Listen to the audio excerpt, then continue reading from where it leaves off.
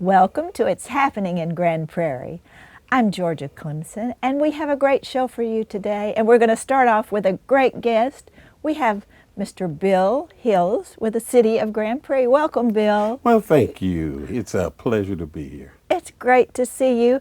And I know you've been in this studio before. You mentioned you had been here previously. Yes, with being here for 33 years, I go back, and my first appearance on GPTV was with your mother. Isn't that cool? And that is so truly cool to me. I'm enjoying it. I'm enjoying being here with you and just have a conversation. Yes. And in that 33 years, of course, you got started, and now we find you in a new position. Tell us about your new title. Well, I have been promoted to Deputy City Manager. I've been in position a little over a year. When I started 33 years ago, I came here as a code enforcement manager and progressed and spent 28 years as our housing director. And Tom, prior to his retirement, asked me if I would consider moving to the manager's office for a while, and here I am. Here you are, and we're so glad that you are. And you have such an excellent background for the job that you're in now. Code enforcement had to be the most difficult job, probably. Well, it was, and prior to coming to Grand Prairie, I had been in code enforcement in Fort Worth for 10 years. Oh, wow. And was one of the first president of the Code Enforcement Association of Texas, as well as the American Association of Code Enforcement. So that's my background, and in a lot of ways, it's my passion. But I have grown over the years through exposure and promotion here in Grand Prairie, where I came to spend 5 years, and well, 33 years later, I'm here talking to you. Yes. Now, in housing, I just want to ask you, how long were you in housing? I was the director of housing for 28 years. 28 years, and that is a big job, too. That you have to deal with a lot of red tape and government issues and things such as that. Right. That was a department that was primarily federally funded. And when I first moved into the directorship of housing, I actually had code enforcement for about 3 or 4 years as well before it moved to another department. So I have a long history there, and housing and development. Those things have always been my passion. So that's what I'm doing now. I'm just doing it at a little bit higher level. Yes, you are, and you're doing an excellent job of it. Oh, thank you. Tell us what all your job includes now. Well, my job includes now public works, planning and development, housing, of course. I also have municipal court, and I have the new Health and Environmental Department and landfill as the major departments I have. I have approximately 12 reportees, and so I stay pretty busy. Oh, yes, and these are all critical departments to the functioning of a city, especially a city of our size. Yes, ma'am. They're the bigger departments, other than, of course, our public safety, police, fire, those type of things. Yes. But they are more of our external services departments. Well, what are you enjoying the most about this new position? One of the things I've enjoyed the most is it's given me the opportunity to work with many of the citizens of our community. Recently, we were able to work with the pastors in the Dalworth community to bring recognition to Martin Luther King Jr. and to Dr. David Daniels, who was one of the first principals in our school district by the renaming of 19th Street to Martin Luther King Jr. Boulevard. Yes, and that was a glorious day, the day we got to celebrate that and do the unveiling. And you took the ball whenever the idea came from the pastor, and we approached you. You took the ball and ran with it and made it happen in a miracle time. Yep, but from beginning to end, about 45 days.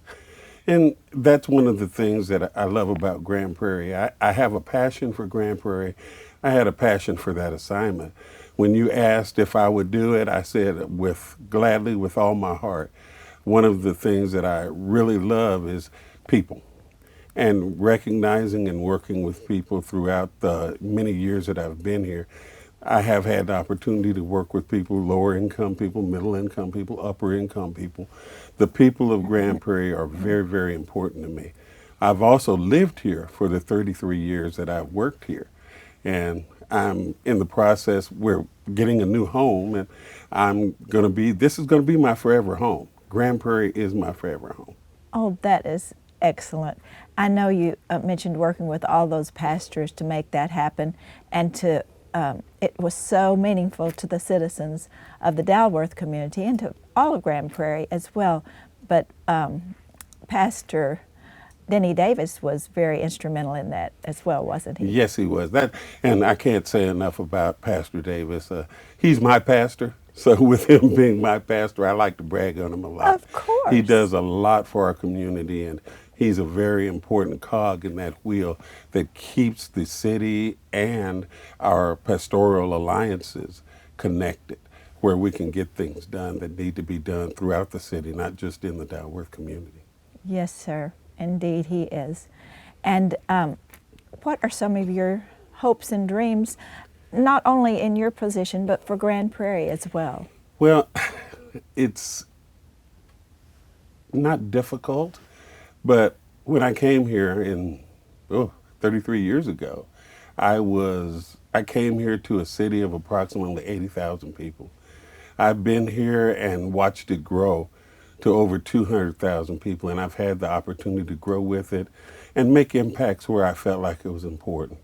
I think the revitalization of the Dalworth community that we've all seen, that the elimination of crime and the building of new homes and building new homes throughout the community is something that was a passion of mine. I truly believe that everyone deserves a chance at the American dream.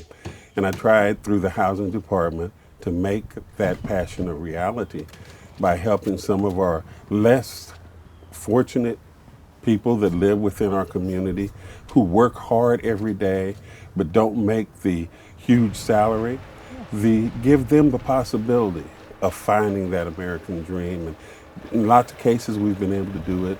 Over the course of those years, I probably worked with different families where we've actually constructed over 80 homes. And now the private industry has taken over, and they are building homes in the older communities of Grand Prairie, revitalizing so many things. And I feel really, really good that we were able to get that started. Yes, what a wonderful investment and a payoff as well. And also, you have some really outstanding people that work with you, don't you? Oh, yes. I could go down a list that you wouldn't believe, but there's couple of folks who have been with me. Esther Coleman's been with me for the full 28 years that I've been the director, and she's been with the city over 30 years. Right now, working with the folks up in the office with us now, with the former police chief, our new city manager, Chief Dye. I can still call him Chief because when he came, he was the chief. I know. But no, working with Steve and now with Cheryl, we have a very, very strong team in the manager's office, and we all get along well. Not only do we get along well, but we think similarly. So we get a lot of things accomplished. And that is so important. Now, I know you must have a supportive family that has allowed you to invest this much in our city. Well, I do. And I was single for 26 years. And I got married about 3 years ago, and she has been very supportive. Vanessa has been very supportive of me for the remainder of these 3 years. Well, and if you go back, my daughter, who has become another person who is working in the municipal arena, she is the director of human resources and has been the director of human resources in 2 or 3 communities in the Metroplex. So that is a good legacy to leave. That's what I try to do, is I instill in her the value of community service, and it goes all the way back to my father, who was a councilman in El Paso, Texas, and my mother, who lives there now, and at 96 years old, she's still active in the community. Oh, what a blessing. What a blessing and a rich heritage that you have, and that you've come here and shared it with us right here in Grand Prairie, Texas. It's my pleasure. I love it. Well, Mr. Hills, we have special history through my mom and through our own relationship here as city people, and you have made such a difference in Grand Prairie. And I think that's one of your outstanding characteristics, that you do care, you do love people, and you love our city. And that makes it very special, and we're very blessed to have you in our city. Well, thank you. I feel blessed to have been able to stay here for 33 years and help where I can, advance as I have, but I have enjoyed every minute of it. Yes, and we know there are great things to come in the city. We're not finished yet. That's right. I love that. Thank you. And we'll be right back. Grand Prairie, it's time to bag the bag and grab the bin. The city is no longer collecting recycled items in plastic bags because plastic bags damage processing equipment. Instead, use your recycling bin to hold items for pickup. And remember, only glass bottles and jars, metal cans, and paper products are okay. For more information, please visit gptx.org/recycling. Welcome back, and welcome to our next guest, Miss Debbie Dobbs with the Grand Prairie Arts Council. Great to have you, Debbie. Thank you so much for asking me. Of course, and we know there's always something exciting happening with the Arts Council. Get us started. Well, first of all, I have to thank the city of Grand Prairie because we got hotel motel money back, and that has made such a difference in us being able to secure some shows for 2022 that we would have probably had to wait to do. So we've got a 2022 season ready to go. However, we got to finish off the 2021 season, and so we are putting on Elf the musical. Yes. Story of Buddy the Elf, crazy, fun, energetic. It's going to be a great show. They're already in rehearsals over at the Vet Center, and that opens up on Friday, December 3rd and runs 2 weekends. And because it's a holiday production, we are actually going to do 8 shows instead of 7. So both weekends will have a matinee. Oh, great. I love the matinees. Yes, we get kids at the matinees, and we get some of the older folks that don't want to Yes. get out and drive at night. Senior citizens. There you go. Love exactly. it. Well, the Elf will be fun, Yes. and that's a family, totally family. Very family show. oriented, yes. And we'll have hot chocolate in the lobby, and we'll have lots of goodies for the kids and cookies, and it'll be very festive and holiday. Yes, it's a great kickoff for the December season. Yes. And then what can we expect? Well, after that, 2022, we have everything planned except the Christmas show. We are waiting on our rights for that. We put in for a couple of shows. We got a no from one, and then we're waiting on this second one. And it'll probably be the first of the year before we can announce Christmas of 2022. A lot of people don't realize that we have to wait until a show comes off Broadway. Then it goes to bigger theaters like the Majestic or Fair Park or the Bass Hall. Then it filters down to community theaters. So Elf, we were very fortunate to get because it's only going to be released for 2 years. Oh, and wow. then it will never be at community theater level. So we jumped on that one as soon as it was announced, and we got those rights secured. But are you ready to hear for 2022? I'm ready. I've got my cheat sheet right here. Good. Okay, so in February of 2022, to celebrate Black History Month, we are doing the Brandy and Whitney Houston version of Cinderella. Oh, wow. So it will be adult actors for the most part. I'm sure some children will be in there, maybe playing the mice. I don't know what they'll be playing. But we're doing that. Eric Kreiner, who did The Wiz, will be directing that. And we're just thrilled to bring that into our theater. Then in March, finally, we're getting to do Cabaret. Cabaret was a 2020 plan. Yes. Didn't happen because of the Yes. pandemic. 2021, we couldn't fit it in with the director and the cast that's already there. So they're coming back in 2022 to do Cabaret. Now, I will say that that is a mature audience show. I wouldn't bring the kids to that. Save Cinderella and Elf for the kids. But Yes. Cabaret will be in March. And then in June for our summer musical, thrilled that we're doing In the Heights. Oh, really? A recent movie. This is another one that we jumped on as soon as we could, and they said, Okay, if you want it, you got to pay all of it up front. And so we parted with a big chunk of money to secure it, which we're thrilled to have it, because in 2019 or 2018, we did West Side Story. And for Grand Prairie, that was such a draw because it was a celebration of the Latino community, and In the Heights will be the same thing. So we're excited to do that one. Yes, and what dates will that? That is June 17th through the 26th. Summer that'll musical. Yes, Summer Yes. Musical will be In the Heights. And then for our Summer in the Arts program, which is for our kids, finish first grade all the way up to age 15, we do our 2-week theater camp, and we are doing Frozen Junior. So it'll get a little cold in July, and that'll be at the end of July for that children's show. And then in September of 2022, we have State Fair. Oh, Now we're pulling out all the stops for this because it will actually be running just before the real Texas State Fair opens. So we're going to be the preview of the State Fair. So we're going to have corny dogs, funnel cakes, all the fun State Fair things. And that is an all-woman production team. Just as a side note. go girls. I know. Girl power. That's I right. like that. That's right. And then, like I said, our holiday show for 2022 is yet to be announced, but we're going to have one, and it's going to be a good one.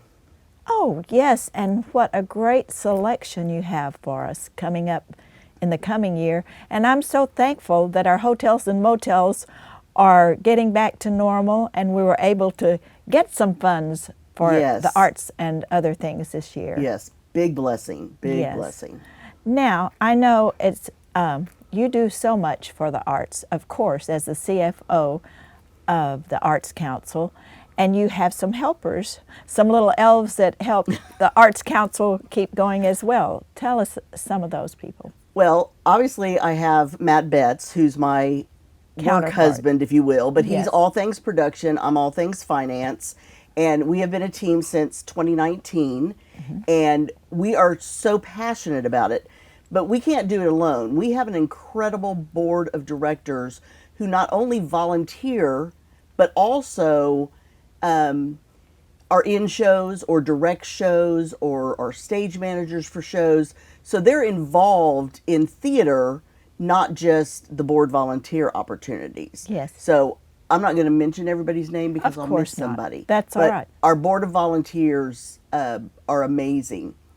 Yes, and that makes it so nice. They have been bitten by the acting bug, so to speak, and they participate not only behind the scenes, but on the stage. I think Yes. that's very cool.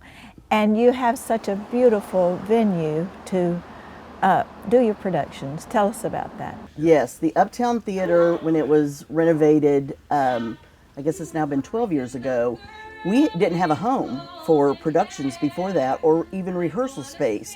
So we were begging and borrowing and stealing places all over town. And I know one time we did a show in City Hall, Yes.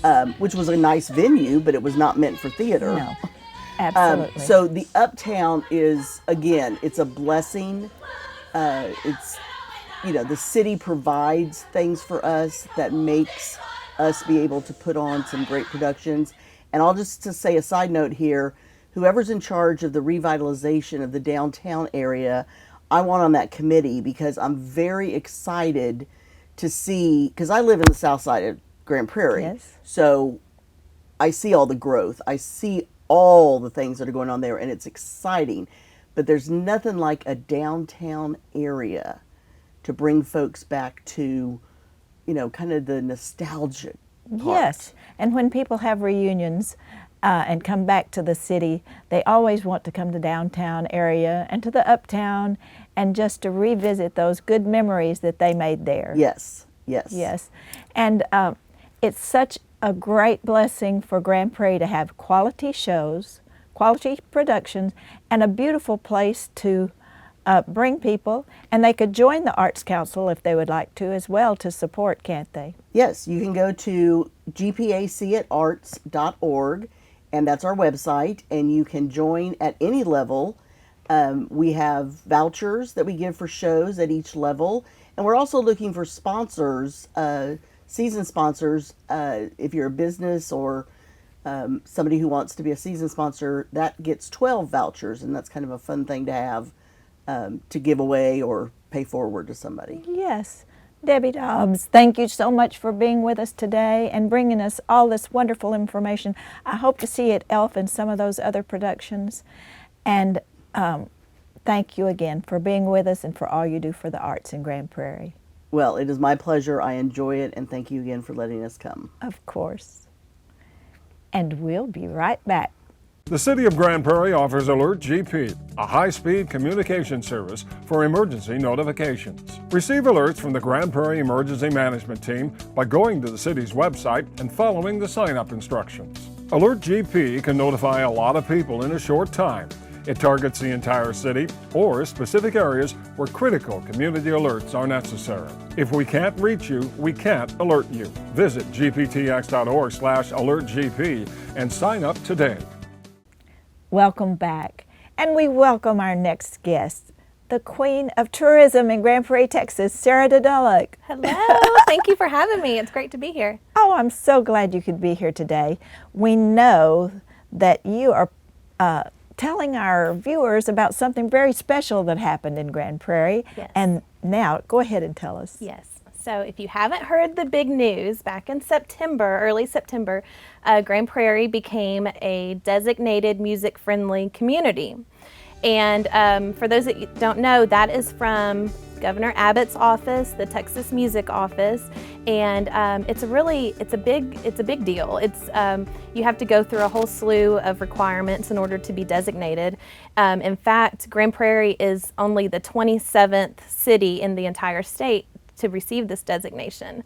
So we're super excited about it. I think now they're up to 30 cities that have been designated, but it's a lengthy process. And fortunately and unfortunately for us, 2020 hit tourism pretty hard. And Yes. so what it gave us the opportunity to do is to look at some of those programs that we had been wanting to implement and then had the time to do it. And so 2020, we took that year and worked on becoming music friendly and received that designation in September. So. That is so exciting, Sarah. And like you said, it is a lengthy process, and I know that you had to gather many facts and figures to submit to the state in order to do that. So congratulations and thank you for doing that. It's exciting. What it does to become a music-friendly city is what it does is it not only tells artists and music venues that Grand Prairie is serious about attracting and promoting and pushing that economic development for music-related, all things music, but it also gives us some support from the state side in order to help promote what we have going in the music industry here in Grand Prairie.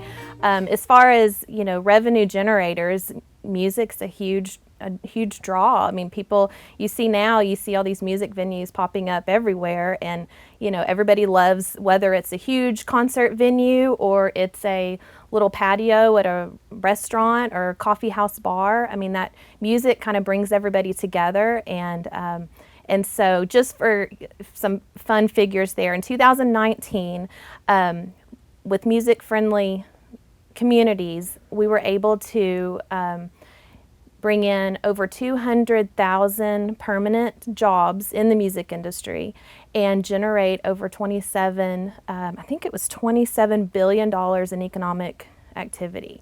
So, of course, that's for the state, not just Grand Prairie, Yes. but we're excited to start tracking some of that as well and be able to add to those figures. So, Yes, to be a part of that is just outstanding. Now, in Grand Prairie, Sarah, what are some of our opportunities for music venues and being able to enjoy the universal language? Yes. It's funny because although it took us a while to receive this designation and it's a big deal at the state level, Grand Prairie is no stranger to music friendly. I mean, we've been Yes. music friendly for a long, long time, but it's fun to finally be able to heighten that exposure. Just some of our concert venues, of course, the Texas Trust CU Theater. that used to be Verizon. You know, that's our big indoor concert Yes. venue. And Uptown Theater does live music there as well. The Epic Theater at the Epic, there, you know, that's another indoor concert venue. And then, you know, moving right along to like outdoor venues at Lone Star Park. There's always, during the horse racing season, they'll have live music out there. Firehouse Gastro Park, there on Main Street, is a restaurant that has the venue for music. Some other outdoor venues. Asia Times Square just is recently opening their music alley, Yes. which is between their two buildings out there in front of the plaza, and so that's a music-friendly designation that you, or a destination that you may not be aware of. Plus, even like Action Park and Farmers Market. I mean, there's several outdoor venues in the city that you know, you can see and hear live music, you know, Right. around the year. And then, you know, even some others that you may not come to top of mind is the Daiquiri Shop. You know, they do live music on Friday nights, I believe. And then IKEA is doing live music, you know, not year round, but in certain months on Friday nights up in their restaurant. Theo's on Main Street, they have a restaurant bar, you know, location where they do live music. There's the Oasis down at Joe Pool Lake that, of course, in the, you know, the hot time, summer, there's live music and DJs and things going on, not only at the restaurant, but also on the Big Kahuna, the big, the boat that they take out. Yes. They do music on there. So, you know, music in Grand Prairie has always been here. It's just fun to be able to really hone in on those venues and help them promote what they've got going on, and to bring local talent here. And then with the designation, it also gives us an opportunity for visitors that are interested in supporting music-friendly cities, you know, that, hey, Grand Prairie has got something for everyone. We're So, on the list. Yes. And stepping out, I think that is excellent. And like you said, we've always been a music-friendly community or city, even back in the old days when we had community concerts, when Mr. Earl Tom Kill did the GPI Capers. That was unusual back then to have a Broadway musical on stage. So I'm so glad you have gotten us on the list to make it official with the state and the benefits that go along with that. And you know, I thought about another big event that we have is Main Street Fest, where we have live music. And of course, we didn't get to have it last year. Yes. But that will be on the list this year, won't Yes, where, you know, that's our big signature event, and it's certainly a music-friendly type event, and so we're excited to be able to bring back Make It to Main Street. And this is a competition. It's a battle of the bands, if you will, and bands are encouraged to enter into the contest, and applications are due the end of January. And then in February, there'll be an event at the Epic Theater with a panel of judges that will judge all of the bands that submitted their application, and then the winner of the Make It to Main Street will get to perform at Main Street Fest. Oh, that's excellent. And Sarah, if our viewers want to know when the next event is, where they might have some wonderful music, how do they do that? Yes. So our website, because this music-friendly designation falls under the tourism department, and so our website is visitgrandprairietx.com. So you can go there for all events and things happening in Grand Prairie. If you do that same web address /music, so visitgrandprairietx.com/music, that takes you to the music page that lists all of the music events happening in the city. It's there you can find the application to Make It to Main Street if you're interested in doing that. And then as we build this program and continue to add different events and things, then that will all be on that same page. That is excellent.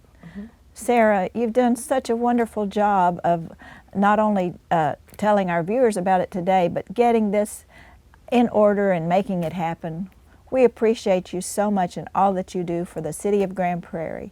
Well, thank you so much. You know, I've got a really great volunteer board and committee that has helped us with this. And I just want to mention, I'm wearing my Texas Music Friendly commemorative T-shirt. Yes. And I wanted to mention to the program or to the viewers that this program's new and we're growing it. And so to help fund that, we're selling T-shirts at the Tourist Information Center. And you can pick up yours for $20 and help support this music program. Yes, and they're so cute. Thank you. Thank you. Well worth $20. Sarah, thank you again for being with us. We loved hearing about all of this information. Thank you for having me. Thank you, dear. And thank you all for joining us. And as always, it's happening in Grand Prairie.